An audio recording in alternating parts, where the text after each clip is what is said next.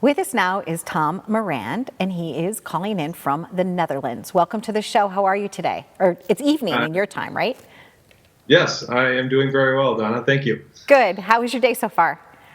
My day's been great, actually. It's a lovely day here. I got out to ride my bike and, do everything that the Netherlands is famous for, right? So it was a very good day. We were talking a little bit in our virtual green room about the fact that you are an avid, would it say cyclist, biker? Cyclist, right? I guess cyclist, yeah. Okay. Tell us about that. Tell us about your journey and how you got to become so passionate about that.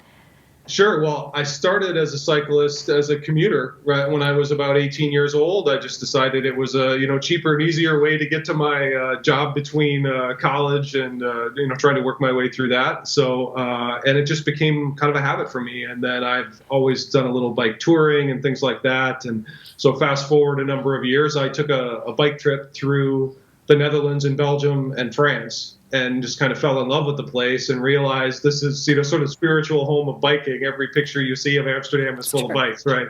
And it's a great way to see a country, right? You get a whole different experience, I think, when you're traveling at 12 miles an hour and you can smell everything and you can hear everything and you can stop in every little town and have a beer and eat whatever you want because you're burning all these calories from cycling all day long. So it really, was a great way to see the country and kind of it reignited my passion for cycling and became a life journey. I've always liked, even when I was a little girl and I got my first bike for the holidays, and I remember the basket that it had, and it had like 3 little flowers on the front, and I just loved it. It gave me a sense of freedom because I didn't have a driver's license. It was my first way of transporting myself somewhere, anywhere, even if it was just down the street to like the Betty's Fried Chicken place, right?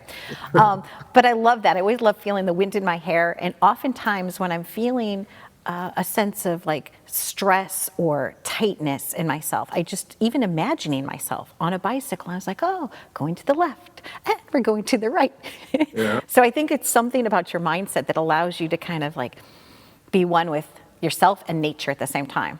So. Yeah, absolutely. It is my therapy. And here you see, I rode my bike to school as a kid, as a lot of kids did that are my age, right? And here, that's still the case, right? I think like 50 or 60% of teenagers all the way up to 15 years old ride their bikes to school, right? Lovely. And you see, old people doing it for recreation, whatever. It's part of the culture. And I think they figured that out, right? That it is definitely one of those things that improves your quality of life in a lot of different ways. And the environment as well. We wanted to talk a little bit today about 3 ways that you can encourage people during this time. So what would you like to share with us today? What are some of your thoughts?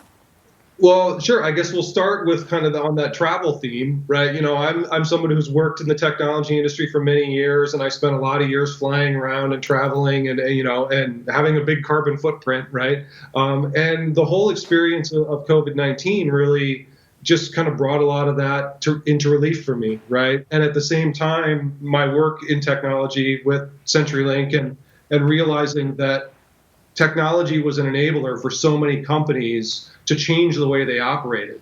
And we saw, pollution go down in every major city around the world, right? And all of these other things happen. And I think it's kind of a wake up moment for us to decide, okay, yeah, we're going to go back to something that's maybe a little bit more like what we used to do.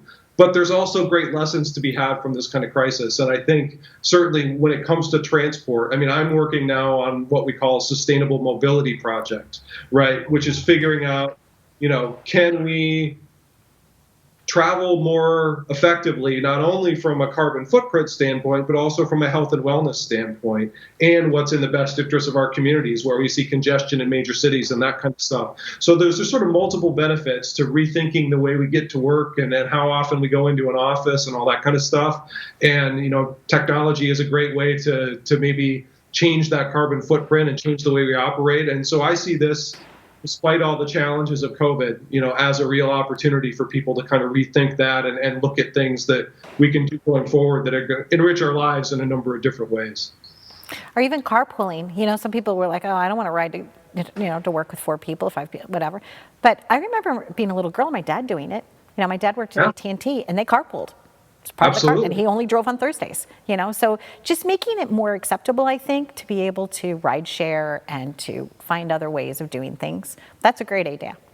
Yeah, and an app is, I mean, carpooling is facilitated by an app even easier than it would be any other way, right? You could see almost in real time, is somebody on my route, that I could pick up, or is somebody further out than me about to take off for work, and all that kind of stuff. So yeah, it's a big part of where I think that's going to happen.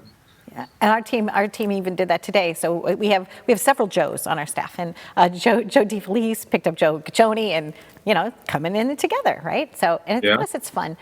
What are some other great ideas? Oh, the boys are back here. I see them giving us. Oh, I think she gave us a shout out. I love you guys. Okay, continue. Sorry. Sure. I think really more broadly for what I do, and having increasingly shifted my focus towards sustainability, we've seen a lot of opportunity for our organization and other organizations to kind of use this whole time frame to rethink, okay, we're going to make reinvestments in new things coming out of this, right? Whether we're a business or a government or a family, right? And so how can we make those investments in a way that's more sustainable, right? And think about kind of the benefits of that in a broader sense, right? And so for us as a company, we've looked at how we run our services and how those sort of operational improvements can be translated into things that we can do for our customers, right? And I think, one of the things I've noticed in the 2 years I've been here in Europe is there's a lot more of that kind of seeing sustainability as innovation rather than as an obligation, right? People sometimes think of sustainability, they think, oh, I have to recycle, I have to reduce my carbon footprint, there's all these sacrifices I have to make, right? But really, it's also a tremendous business opportunity for innovation and new ideas to come to the fore. And here in Europe in particular, there's a ton of startups that are focused on that space. And in Amsterdam, we have all these cool organizations that have contests and collaborations and things like that. And I think that sort of ecosystem benefit that you get is the same thing you see in places like Silicon Valley or New York City or wherever, right? You've got all these cool technology startups working on the same kind of problems. And now, sustainability is one of those things we all really need to be working on, right?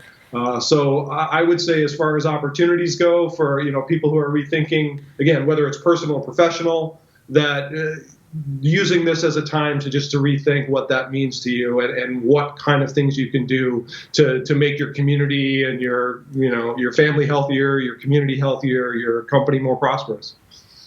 Well, I just shared with you earlier too that my brother works for your same company, and it's just great. You guys are doing good things. You are completely innovative. Lots of fun things going on. And in your personal life, also, you said that you're doing something coming up next year, that you're working with students. I love that. I love people that are, corporately savvy, but are also conscious about the community. So can you talk to us about your personal ways that you're other-centered?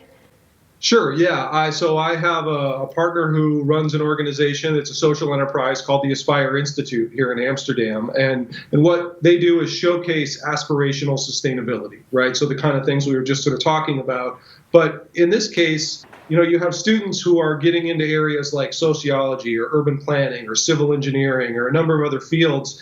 And the way they do things here in the Netherlands in particular is kind of, world leading in some of those areas. So we bring students here. We show them, how have they built a city where 60% of all trips can be made by bicycle, including by little kids and old people. Well, it's how they designed that infrastructure. It's very safe.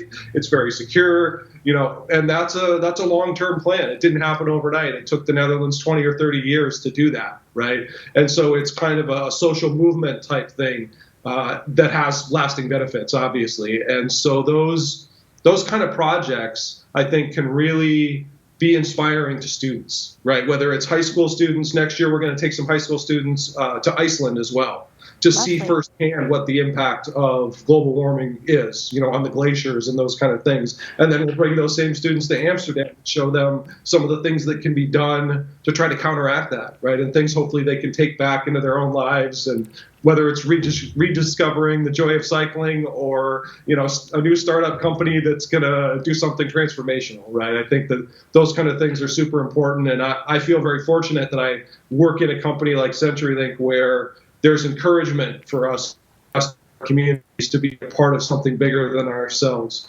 And it's turned out to be a really rewarding career for me. I thank you so much for joining us. It's almost like every day should be Earth Day, right? Every day should be Earth Day. Absolutely. Well, thank you very, Yes. very much. And until I get to actually be with you in person, which I hope will be next year, I wish you happy journeys always. And thank you again for bringing us your joyous, wonderful, great advice here today to the show. So be well, Tom. It was very nice that you joined us today. Oh, my pleasure, Donna. Thank you so much for having me, and I wish you all the best. Look forward to seeing you in Amsterdam. Thank you so much. See you soon. Bye-bye.